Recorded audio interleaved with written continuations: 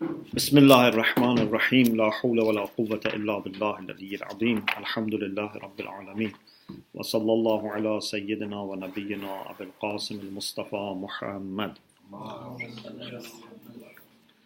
وآله الطيبين الطاهرين لا سيما بقية الله في الأراضين اللهم أخرجني من ظلمات الوهم وأكرمني بنور الفهم اللهم افتح علينا أبواب رحمتك وانشر علينا خزائن علومك برحمتك يا أرحم الراحمين. One of the jurisprudential rules is the rule of al-Ilzaam, قاعده الالزام. Ilzam comes from luzum, but it's bab if'al. Alzama yulzimu. Ilzam means to obligate, to compel, to make something binding on someone. Inshallah, we will explain the meaning and definition later, but as usual, the author says that this is a rule, but there is no that much discussion about it in fiqh or usulul fiqh as an independent topic. But you find reference to it in some cases, like for example, inheritance, divorce, marriage. Sometimes you find ulama refer to this. He says, we know that some ulama have written essays about this, but it has not been published.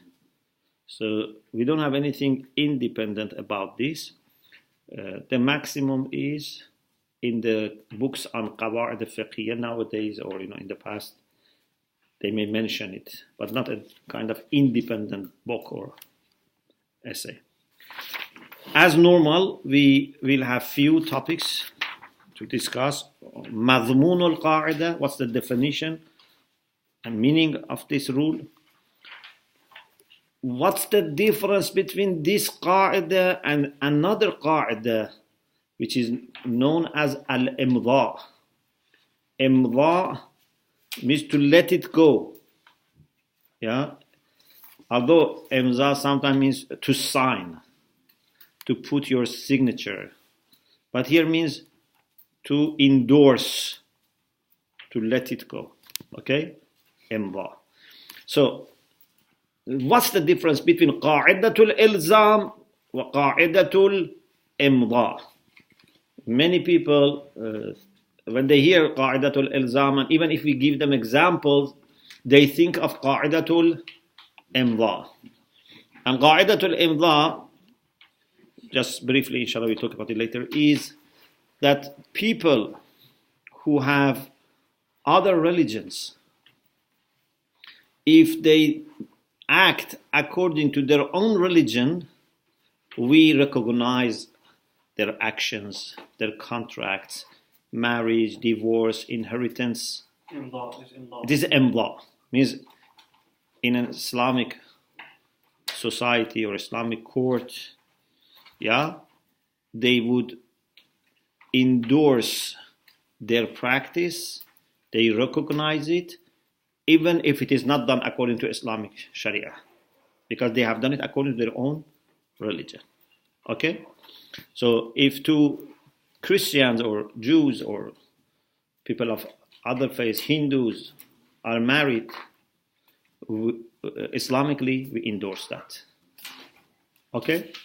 So that's qa'idatul imdha, but qa'idatul ilzam is different, and inshallah we will talk about it. The next topic is what's the proof, what's the argument for qa'idatul ilzam.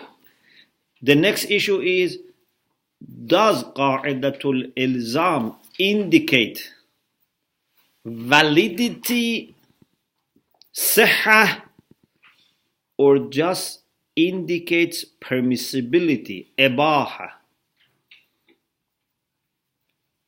So if a non-Shia Muslim has done divorce without presence of at least two just witnesses, Okay?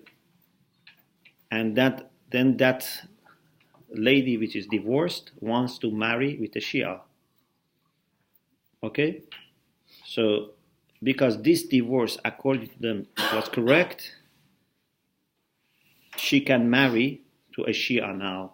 Although for the Shia, that divorce was problematic because there were no two witnesses. Okay? So, the question is, does it mean that that divorce, from our perspective, is valid? Or does it mean that we just permit this person to marry with that divorced woman without saying that it was valid? And you may say, what's the difference? We will explain. Just I am saying these are the topics that we are going to discuss. The other question is this only a matter of different schools of fiqh in Islam? قاعده al-Ilzaam is something about non-Shia and the way we treat things which are done according to their Sharia, or it can be extended to non-Muslims from other Sharia as well, like Christians and Jews. Okay? And 6 is masadiq, some of the examples, some of the instances of qaidatul ilzam. Okay? So these are few issues that inshallah we are going to discuss. So first, what's the meaning or definition of this qaida?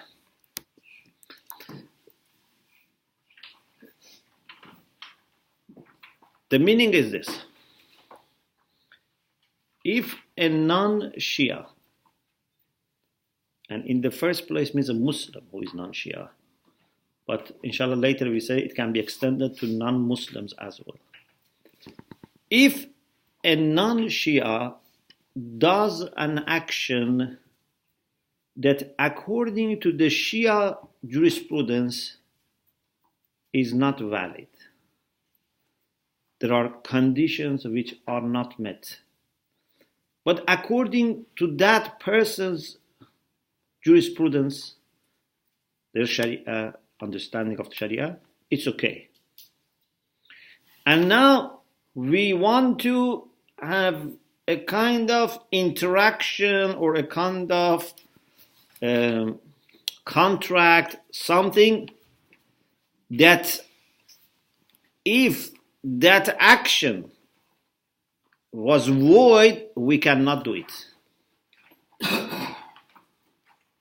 But if we say that action was valid, we can do it.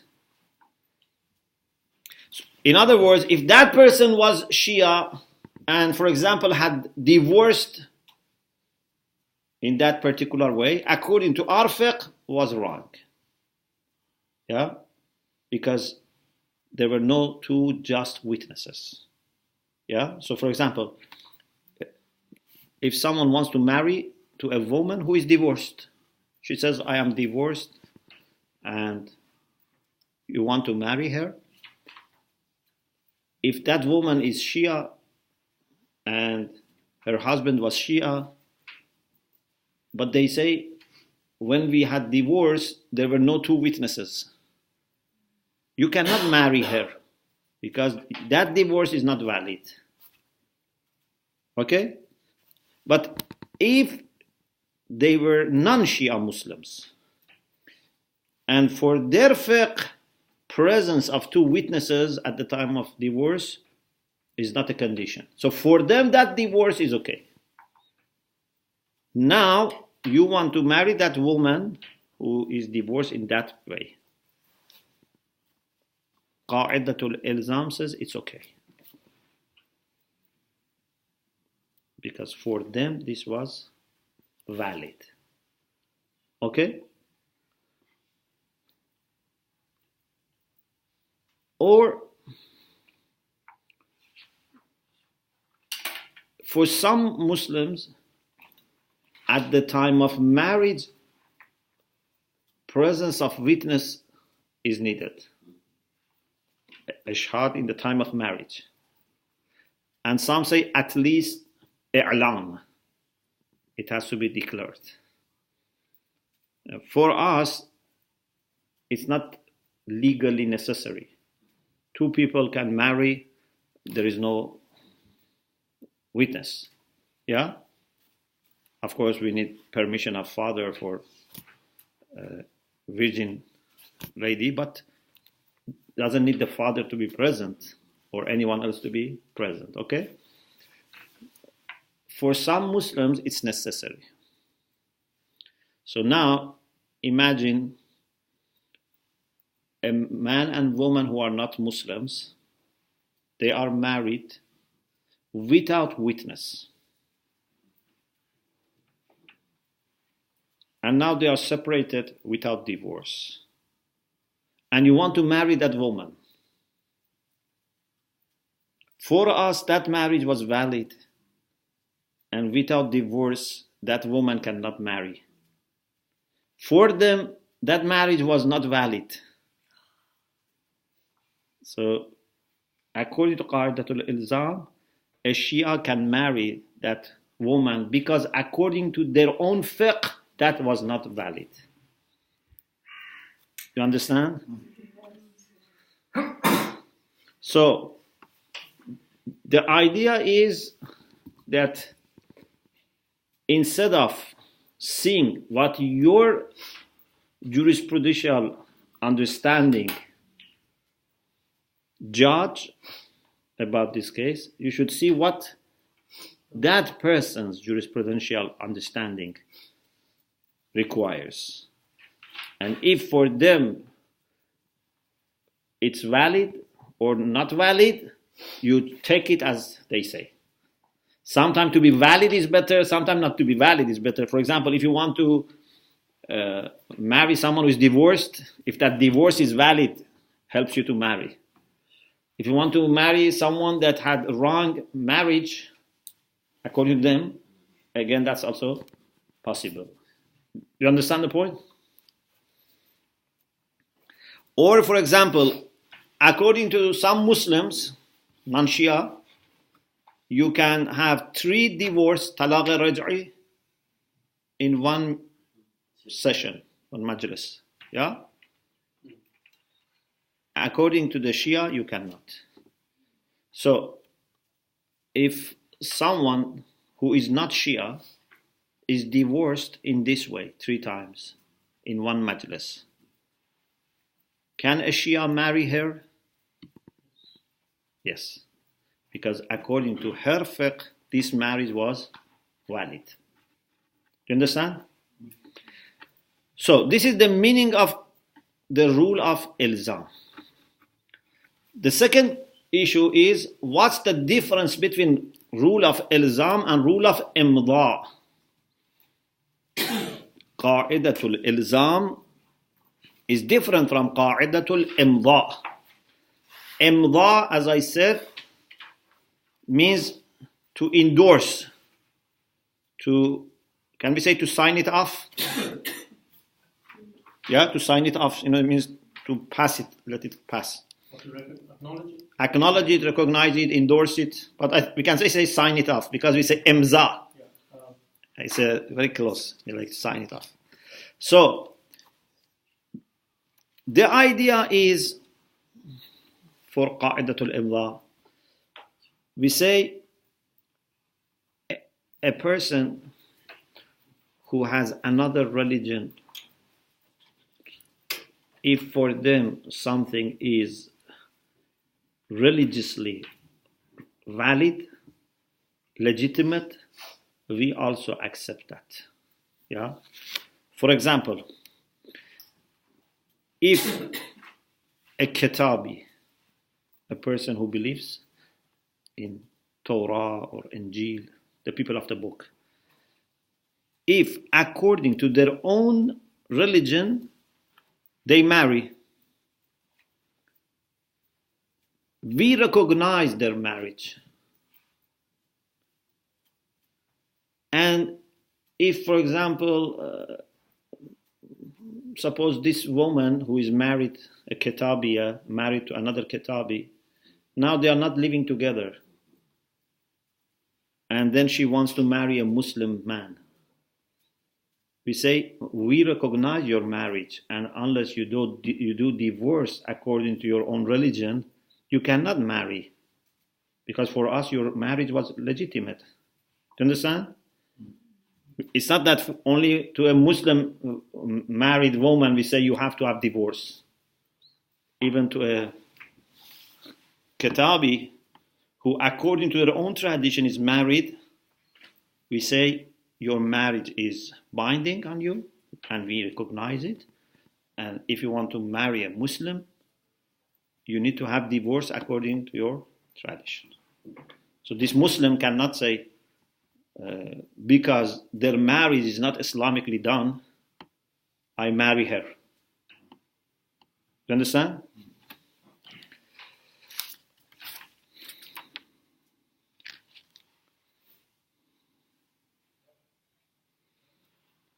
Or, for example, if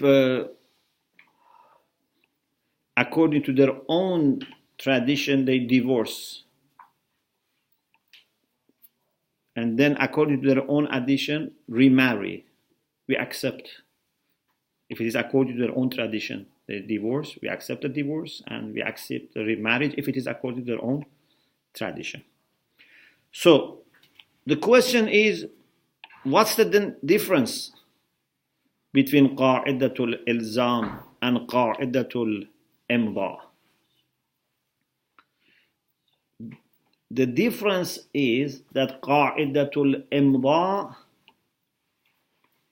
has nothing necessarily to facilitate for a Muslim how to interact. قاعدة الإمضاء is just acknowledgement. Maybe you don't want to marry them, or you don't want to have any relation with them. Or maybe you want to marry, but قاعدة الإمضاء actually stops you. Says, no, the marriage is okay, you cannot, even if they're separate, you cannot marry that woman. But قاعدة الإلزام is when you want to do something and according to Shia fiqh there is a problem, but because according to the fiqh of that person there is no problem, you can do it. So Qa'idatu al-Ilzam is a kind of facility to facilitate interaction with a person from another school of Islam, or as we said later, another religion, to facilitate. Okay? But Qa'idatul Imla is a matter of just acknowledgement. It may facilitate, may not facilitate, may even actually block and say you cannot marry her, for example, or him. You understand? So there is a big difference.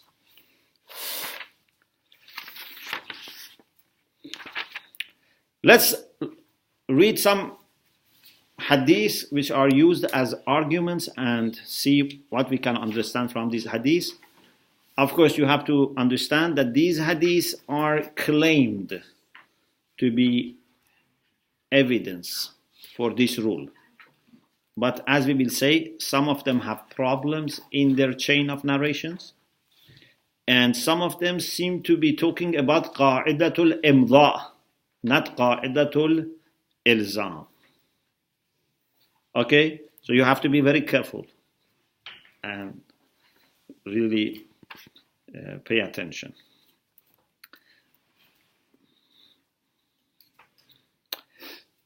The late Sheikh Hurra Amili, Sahibu Wasa'il al-Shia, the author of Wasa'il al-Shia, has mentioned two sets of hadith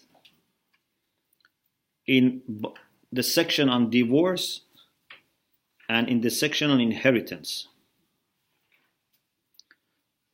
But some of those hadiths are about particular issues about inheritance or divorce. Those hadiths that have the potential of giving you a general rule are as follows. Okay? They can give you general rule. First, what the late Sheikh Tusi, rahmatullah alayh, narrates from Hassan ibn Muhammad ibn Sumah. بِسَنَدِهِ. You know that Sheikh Saduq in Man La Yahduruhu al-Faqih and Sheikh Tusi in Tahdhib and Istibsar, they normally don't mention all the chain. So if they have used a book of hadith or asl, as we call, they start with the first person who is the one that collected that asl. But elsewhere in Mashikha, for example, at the end of Tahzib or Istibsar, he says, what I have narrated from this person comes from this tariqah, from this chain. Okay? This is the difference with Kafi. So Man La Yahdur and Tahzib and Istibsar have this. In any case, Sheikh Tusi bisanadihi ila al-Hasan ibn Muhammad. So he has a tariqah, he has a way to reach Hassan ibn Muhammad that he mentions in end of the book. And Abdullah ibn Jibilla and غير واحد. So he doesn't mention whom, but more than one person. And Ali ibn Abi Hamza أنه سأل أبا الحسن عليه السلام. Ali ibn Abi Hamza al-Bata'ini, who later became Waqifi, from Imam Raza alayhi salam. Or maybe Imam Kazim alayhi salam. Al-Mutallaqah ala ghayr as-sunnah ayatazawwajuha ar-rajul. The way it has been interpreted for the purpose of using it as a basis for qaida is this: a lady who is divorced, mutallaqa means a divorced lady, yeah, divorcee. Ala ghayr sunnah, she is divorced but not according to the Sharia. Ayatazawwajuha ar-rajul, can someone marry her? So someone is divorced but not Islamically or not according to our Sharia. فَقَالَ أَلْزِمُوهُمْ مِنْ ذَلِكَ مَا أَلْزَمُوهُ أَنفُسُهُمْ وَتَزَوَّجُوهُنَّ فَلَا بَأْسَ بِذَلِكَ. According to this hadith, we will talk about its authenticity later. Alzimuhum means treat them in the way that they think to be binding for them. So if they say this divorce is binding, it's effective, so we also can accept it. And then tazawwajuhunna, then you can marry such divorcee who, according to their Sharia, is divorced properly. According to our Sharia, is not divorced properly. But she still follows that Sharia. Okay? Later we'll have a discussion. What happens if she converts? But still she is following that Sharia. The second hadith, Rabas Saduq. Sheikh Saduq narrates from Muhammad ibn Ali Majiluyah or Majilaway and Muhammad ibn Yahya and Ahmad ibn Muhammad ibn Isa and Ja'far ibn Muhammad al-Ash'ari and Abi an al-Raza alayhi salam. Man kana yadinu bidin qawmin lazimathu ahkamuhum. This is very likely to be about Qaidatul Imda. But some have mentioned this for Qaidatul Ilzaam. Whoever adheres to a religion, the rulings of that religion would be applicable to him, would be binding for him. من كان يدين بدين قوم لزمته أحكامه. Okay? And the way they interpret this is that لزمته أحكامه means ahkam becomes necessary for it. It means you can do ilzam. So you treat them as their own sharia requires. Then we have few more hadiths. It's azan time? Okay, so inshallah we follow after adhan. Alhamdulillah Rabbil Alamin.